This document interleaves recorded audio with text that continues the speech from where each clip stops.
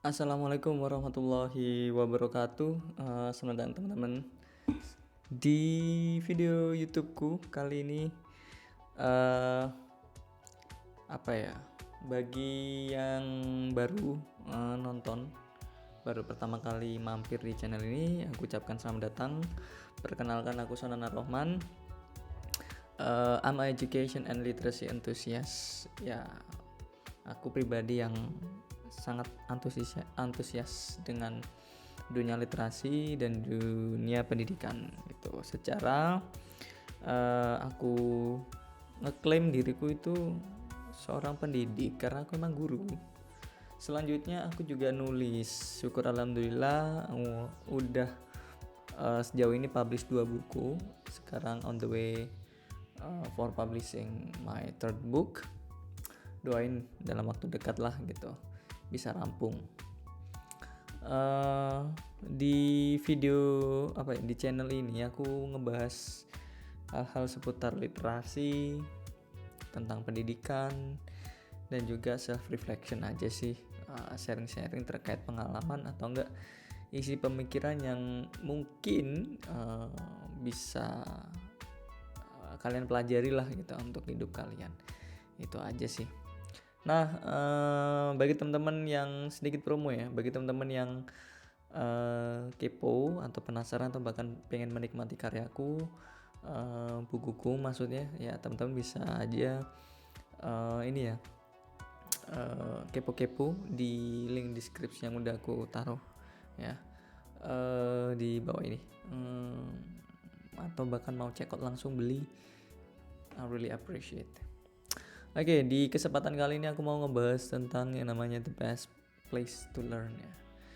Tempat terbaik untuk belajar. Mungkin ketika kita membahas tentang tempat terbaik untuk belajar, yang terbesit pertama kali bisa aja tentang sekolah atau universitas. Selanjutnya tentang rumah gitu kan, tempat terbaik untuk belajar. Apalagi ya, mungkin cafe shop mungkin ya, itu tempat terbaik juga sih bagi beberapa orang gitu kan, karena mungkin wifi-nya atau enggak bahkan di dimanapun di luar sana gitu ya. Tapi yang aku soroti mungkin di sekolah ya, atau enggak di rumah. Itu poin-poin positifnya adalah emang convenient gitu, dan idealnya memang orang-orang bisa concern atau concentrate gitu kan, focusing their mind for learning something itu ya di sekolah atau enggak di rumah gitu. Terus suportif juga, banyak hal-hal yang bisa mendukung lah ya istilahnya kayak gitu. Selanjutnya juga facility ya, di sekolah, di rumah, atau enggak di cafe shop, atau enggak di tempat-tempat yang memang kita pikir nyaman untuk belajar ya, karena fasilitasnya juga gitu lah mendukung, baik fasilitas yang hidup maupun yang fasilitas benda mati seperti itu. Dan juga well organized ya, karena udah disusun sedemikian rupa terkait support system itu ya. Alhasil kita bisa assume bahwasanya tempat-tempat tersebut adalah well organized gitu, yang emang suitable for learning. Itu tempat ideal memang dalam belajar gitu ya, belajar apapun gitu. Cuman yang mesti kita pahami atau aku sendiri ingin menyoroti adalah that we have to learn from everywhere gitu. So wherever we are at that time, we need to be able to learn. Okay. Dimanapun bahkan kapanpun ya, kita itu wajib menurutku untuk mampu belajar ya. Artinya apa? Dimanapun itu bukan berarti sesuatu yang nyaman ya. Misalnya aja di kantor, atau enggak emang di organisasi, atau enggak di tempat kerja gitulah. Enggak hanya seperti itu, tapi di kondisi-kondisi yang memang kita under pressure gitu loh ya. Tempat yang tidak nyaman, atau bahkan kita sendiri gitu kan, nggak ada partner seorang pun gitu kan di sekitar kita, atau enggak yang jauh di sana untuk mampu mendukung kita. Apa ya, bahkan di kondisi yang sangat menyakitkan sekalipun gitu loh, kita maju nggak enak, mundur apalagi, geser ke kanan ke kiri dan seterusnya, gitu nggak enak banget.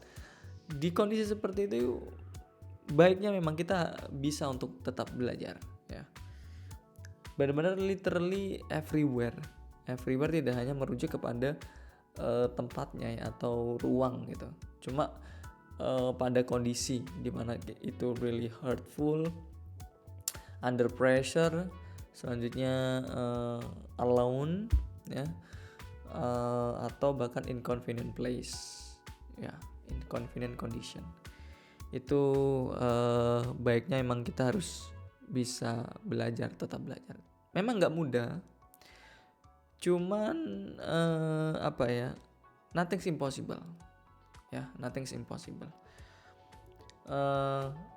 Untuk kita itu bisa belajar, tetap belajar di kondisi yang tidak enak sekalipun, memang butuh requirement tertentu ya, prasyarat yang emang apa ya, kita harus punyai. Yang pertama adalah tentang curiosity ya, belajar dimanapun, kapanpun, di tempat yang tidak enak sekalipun, itu bisa berjalan dengan aku katakan berjalan dengan baik itu juga kayaknya nggak mungkin juga ya, tapi di kondisi yang tidak nyaman kita bisa belajar itu, kalau kita tidak punya curiosity bakal susah deh, it doesn't work well gitu. Kalau kita punya curiosity yang tinggi gitu kan, terus kita dihadapkan dengan kondisi tempat yang tidak enak sekalipun, tidak nyaman gitu kan, bahkan seems like impossible to learn gitu, kita still learn, kita masih mampu untuk belajar pasti, karena kita bisa melihat sudut pandang tertentu gitu, angle tertentu yang bisa kita jadikan itu sebagai pedoman kita untuk getting better ya. Jadi curiosity itu memunculkan suatu gerakan, desire, hasrat dalam diri kita untuk apa ya, mengambil angle tertentu sehingga khazanah wawasan itu muncul gitu loh ya, yang mungkin sebelum kita tidak sadari, tapi kita punya curiosity yang tinggi, alhasil kita bisa sedikit berbelok melihat angle yang lain, dan alhasil kita belajar dari situ. Selanjutnya adalah willingness, otomatis ya, kalau kita emang tidak bersedia belajar gitu kan, di kondisi apapun ya, kayaknya bakal ngeblok deh hal-hal tertentu gitu loh, artinya bakal mental juga gitu. Selain dari curiosity, kita harus punya apa ya, kesediaan gitu. Bahwasanya kita bersedia untuk belajar. Kalau kita nggak bersedia untuk belajar pada waktu itu, ya nggak akan bisa deh kita menyerap hal-hal yang sifatnya susah untuk diserap, karena notabene kondisinya emang sedang tidak memungkinkan atau bahkan tidak enak sekalipun untuk belajar gitu loh. Desire selanjutnya adalah desire or motivation. Ya perlu sekali dalam belajar dimanapun, di tempat yang tidak enak sekalipun, motivasi itu harus ada, hasrat kita untuk belajar itu mesti ada, dorongan itu mesti ada ya. Motivasi itu bisa dalam diri sendiri maupun orang lain gitu. Motivasi juga bisa terbentuk karena kita udah punya target, kita punya hal yang ingin kita achieve seperti itu. So seems like it depends on the goals that we have to set. Okay, because when we already make a decision, okay, to achieve the goal, I believe it triggers to constructing the motivation from the inside gitu. Atau enggak, motivasi itu bisa lahir dari orang lain gitu. Ketika orang lain udah achieve ini, kok udah bisa growing seperti ini, ya itu menjadi landasan kita untuk moving sih sebenarnya. Jadi motivasi bisa dalam diri maupun dari luar gitu. Cuma memang perlu ada motivasi kalau kita mau belajar dimanapun, di kondisi yang tidak enak sekalipun. Selanjutnya adalah mindset. Mindset ini emang nggak gampang ngebentuknya. Mesti apa ya, dibangun sejak dulu atau sejak dini gitu. Mindset ini bisa terstimulus karena yang namanya arahan atau pengaruh dari dunia luar. Kecenderungannya sih dunia luar ya, dunia luar. Dari keluarga, dari teman dan seterusnya gitu. Jadi itu kalau bisa udah jadi manifestasi kita ya, bahwasanya kita mesti punya yang namanya learning mindset ya. Artinya kita banyak mengkonsumsi kondisi-kondisi di mana itu ngestimulus kita untuk belajar. Arahan dari orang tua, pengaruh dari teman, atau bahkan dorongan-dorongan yang sifatnya ingin kita capai atau goals tadi, itu bisa jadi pembentuk dalam memiliki yang namanya learning mindset. Selanjutnya adalah makna atau meaningfulness gitu. Kita mesti bisa menciptakan makna-makna atau kesan-kesan sehingga kita bisa belajar dari situ. Kecenderungannya adalah kita mempelajari sesuatu dan ingat terhadap sesuatu yang kita pelajari itu karena muncul yang namanya kesan atau makna pada hal-hal yang kita pelajari. Kalau tidak ada makna di sana, kecenderungannya kita nggak bisa mempelajari gitu, kecenderungannya. Sehingga ketika kita ingin memunculkan makna, kita bisa keluar dari zona nyaman. Artinya kita bisa do something different gitu. Belajar dari kondisi yang tidak nyaman itu udah keluar dari zona nyaman. Cuman cara kita untuk merespon pembelajaran itu mungkin dengan cara yang lain gitu loh.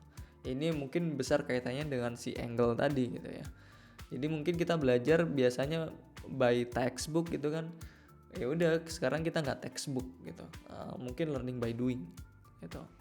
Jadi melakukan hal yang cukup berbeda, relatif berbeda, itu bisa memunculkan makna juga. Yang misalnya baca apa, jadinya baca yang lain dan seterusnya. Jadi sesuatu yang berbeda akan memunculkan makna.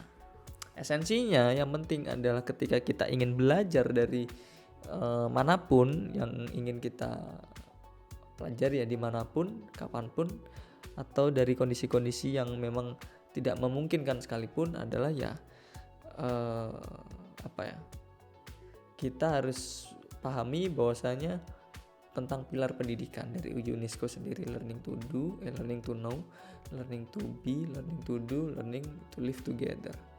4 pilar ini cukup penting kita jadikan esensi pada konteks atau konsep ketika kita ingin belajar dimanapun kita berada.